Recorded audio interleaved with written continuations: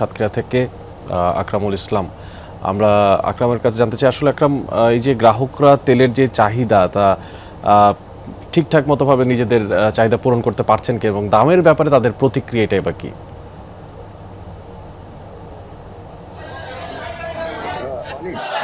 দামের ব্যাপারে শুরুতেই বলতে চাই, দাম নিয়ে ক্রেতাদের কোনো অভিযোগের বিষয়ে আমাদের তারা কখনো অভিযোগ করেনি। তারা যেটি বলছেন যে যে তেল পেতে যে ভোগান্তির শিকার হতে হচ্ছিল সেটি না হয়ে যদি দাম বাড়ানো হয় তাদের কোনো অভিযোগ নেই, তবে তেলটি যেন তারা ঠিকঠাক মতো পায় এমনটি তাদের দাবি ছিল।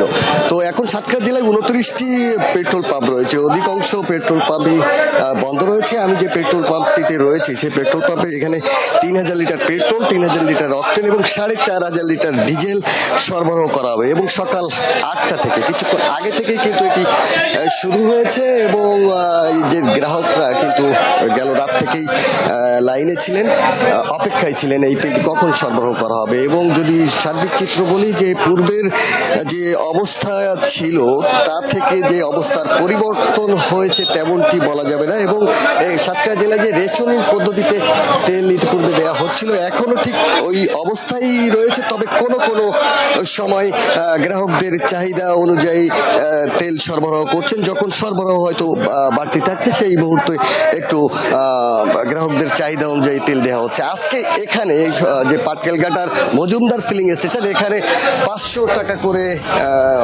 তেল দেওয়া হবে এমনটি আমাদেরকে জানিয়েছিলেন এখানকার যিনি ট্যাগ অফিসার অনিক। আকরাম, আপনাকে ধন্যবাদ সব শেষ খোঁজ খবর রাখার জন্য।